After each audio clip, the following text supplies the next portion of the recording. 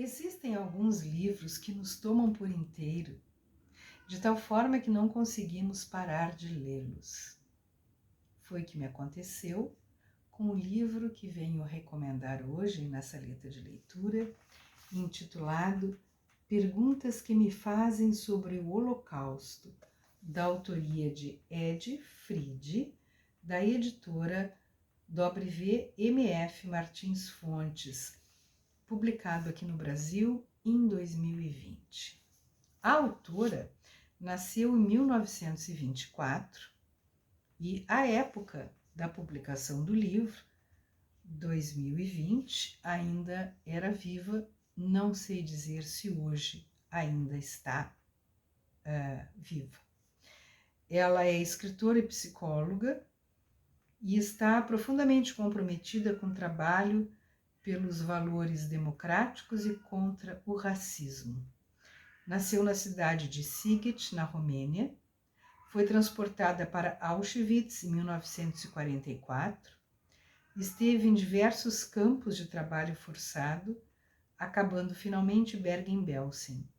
Depois da libertação, foi para a Suécia com sua irmã, onde vive desde então.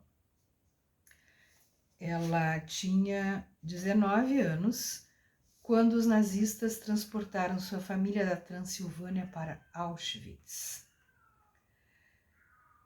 Depois que enfim a guerra terminou, que ela se estabeleceu na Suécia, ela passou parte da sua vida dedicando-se a falar para jovens sobre o Holocausto. Durante muito tempo ela se perguntou por que motivo ela havia sobrevivido e a maioria dos seus familiares não. Até o dia em que ela entendeu que possivelmente ela tivesse sobrevivido também para poder falar às pessoas, sobretudo aos jovens, sobre o Holocausto, a fim de que isso não se repetisse mais. Então ela passou a dar palestras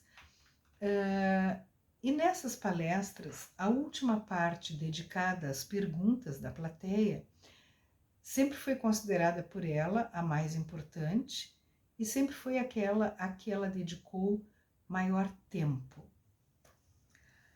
E na maioria das vezes as perguntas se repetiam, até o dia em que ela resolveu responder essas perguntas por escrito neste livro. E ela diz na introdução, né, que ela ressalta que não existem perguntas estúpidas ou proibidas, mas que algumas delas não têm respostas. Não existe, por exemplo, uma resposta única para a pergunta por que ocorreu o Holocausto.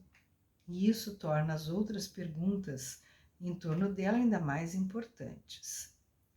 Ela termina a sua introdução dizendo assim: o objetivo deste livro é nos ensinar a evitar erros históricos. Espero que todo mundo que o leia possa perceber que não somos predestinados a estar no papel nem de carrasco, nem de observador. Como indivíduos, temos uma vontade e uma responsabilidade. E só assumindo essa responsabilidade é que podemos evitar que a história se repita mais uma vez. Entre essas perguntas estão: qual foi a pior coisa que aconteceu com você? E nessa primeira pergunta tem uma partezinha da resposta que eu achei muito interessante. Diz assim: uma das lições do Holocausto é esta: nunca se acostume com a injustiça. Uma injustiça é como um grão de areia na sua mão. Sozinho o peso dele parece insignificante, mas as injustiças têm a tendência de se multiplicar e logo se tornam tão pesadas que você não consegue mais aguentá-las. A outra pergunta, por que Hitler odiava os judeus? E ela começa contando uma piadinha macabra. Diz assim: lembro-me de uma piada macabra que era contada durante a guerra. Jacó pergunta a Daniel: quem começou a guerra? E Daniel responde: os judeus e os ciclistas. Por que os ciclistas? Pergunta Jacó. Porque os judeus? Replica Daniel. E ela vai então falar sobre o antissemitismo e no final ela diz assim: eis uma resposta simples para a pergunta. Hitler odiava os judeus porque eram judeus. Outra pergunta: como era a sua vida antes da guerra? Quando você percebeu que sua família estava em perigo? Como foi possível a um povo inteiro seguir Hitler? Por que vocês não reagiram? Do que você se lembra da sua chegada a Auschwitz? O que significou ter sua irmã junto com você nos campos? Depois, outras perguntas interessantes, deixe-me ver. Como era viver nos campos? Você estava sempre faminta? Que línguas eram faladas em Auschwitz? O que ajudou você a sobreviver? Havia solidariedade nos campos? E a resposta é impressionante. Uma parte dela diz assim: o desejo de permanecer vivo era tão forte que as pessoas roubavam pão de seus parentes. A filha roubava da mãe, a irmã roubava da irmã. O contrário também acontecia, porém mais raramente. No meu grupo havia uma mulher que anteriormente tinha sido conhecida como mesquinha e egoísta.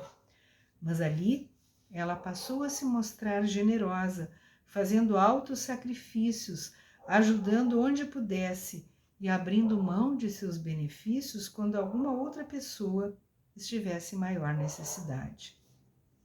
Denúncias não eram raras. Com o objetivo de desfrutar de alguma vantagem, havia aquelas que delatavam suas amigas. Aconteceu comigo.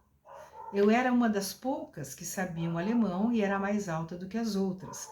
Então, quando fomos enviadas para trabalhar em Eidelstedt, fui nomeada capo.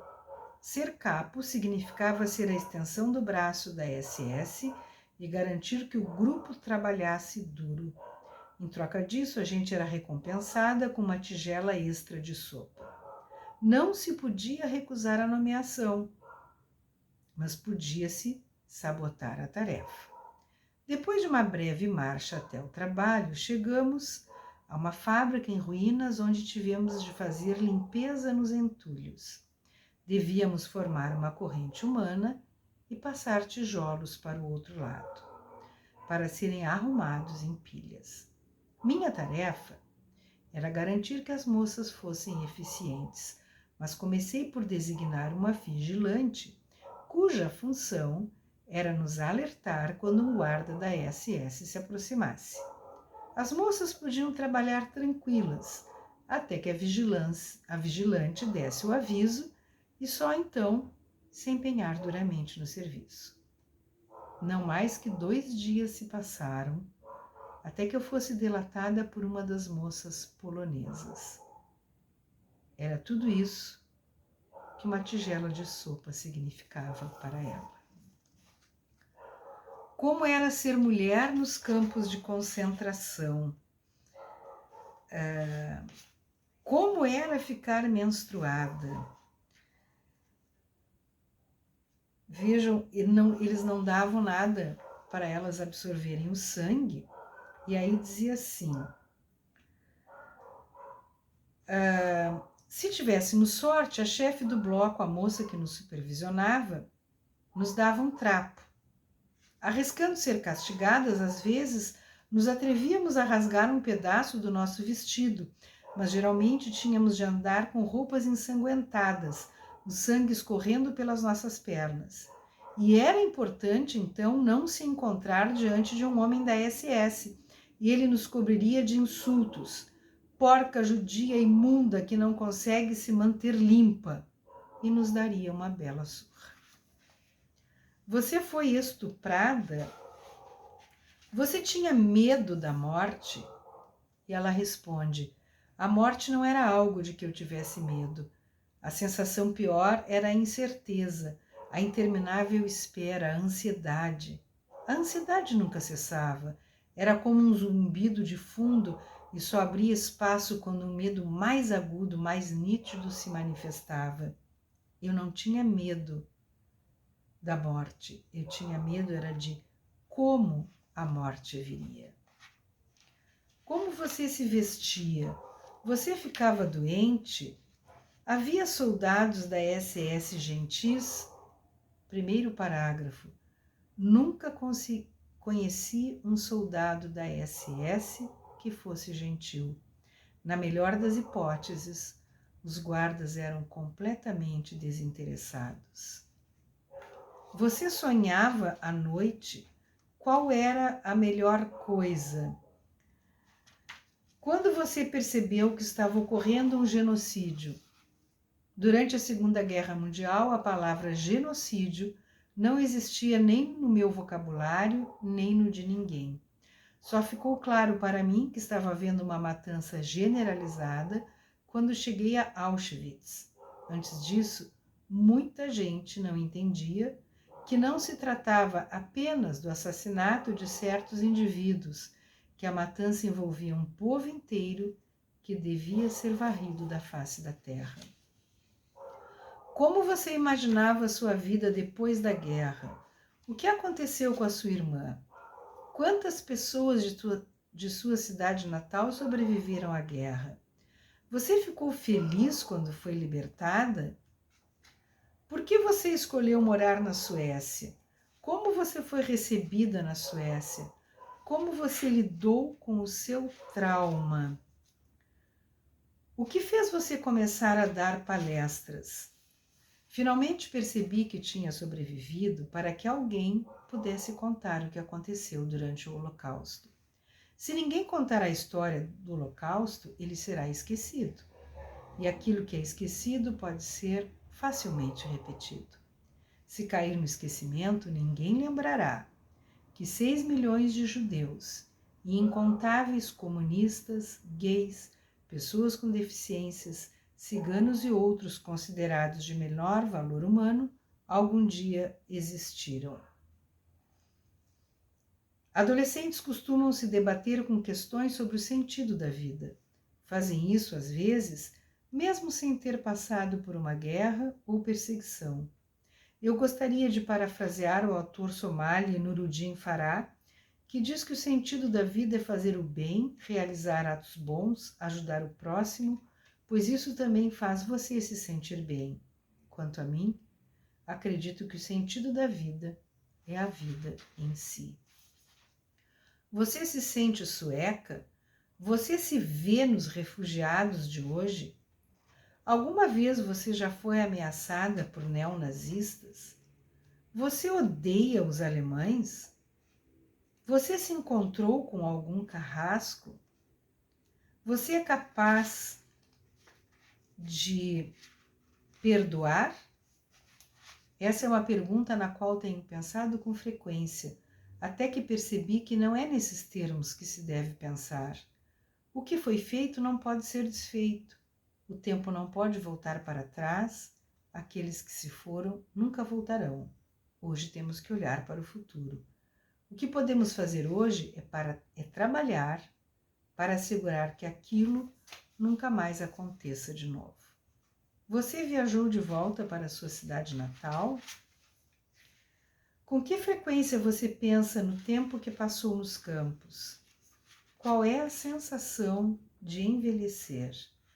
Depois de tudo, você acredita em Deus? Qual é a sua visão do futuro? O que podemos aprender com o Holocausto? Aquilo pode acontecer de novo? Vejam, são perguntas interessantíssimas. E tão interessantes quanto as perguntas são as respostas. E esse livro é mais uma das confirmações do que a autora disse, que ela compreendeu que havia sobrevivido para falar sobre o Holocausto, para que ele nunca mais se repetisse. E ela fala de pertinho para nós em português, através deste livro. A leitura é imperdível. Perguntas que me fazem sobre o Holocausto, de Ed Fried, editora WMF Martins Fontes. Vale a pena.